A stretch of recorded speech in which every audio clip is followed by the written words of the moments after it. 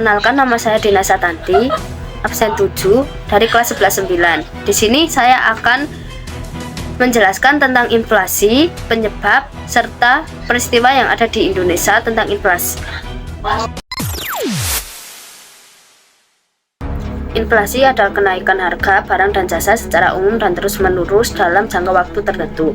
Kenaikan harga dari situ atau dua barang saja tidak dapat disebut inflasi kecuali bila kenaikan itu meluas atau mengakibatkan kenaikan harga pada barang lainnya. Kebalikan dari inflasi disebut deflasi. Penyebab inflasi dapat disebabkan oleh hal berikut. 1. Tekanan dari sisi penawaran. Terjadi ketika inflasi disebabkan oleh tekanan dari sisi penawaran atau peningkatan biaya produksi. 2. Tekanan dari sisi permintaan.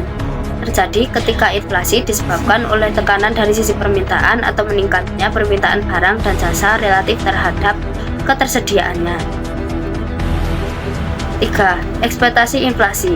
Ekspektasi inflasi adalah faktor yang dipengaruhi oleh persepsi dan harapan masyarakat serta pelaku ekonomi terhadap tingkat inflasi di masa depan.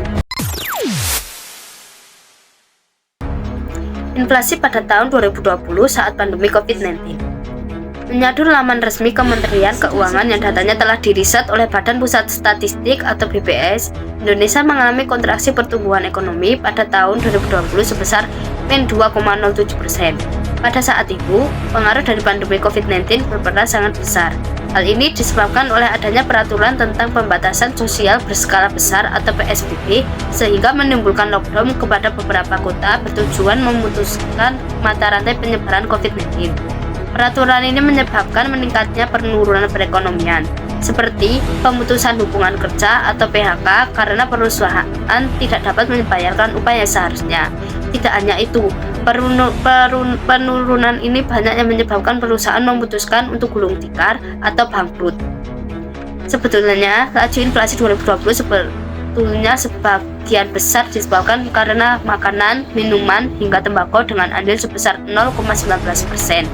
Tidak hanya itu, tingkat inflasi dari sektor lainnya mencapai 3,63%. Lalu, kelompok perawatan pribadi dan jasa lainnya memiliki andil terhadap keseluruhan inflasi sebesar 0,35% dengan tingkat inflasi sebesar 5,8%.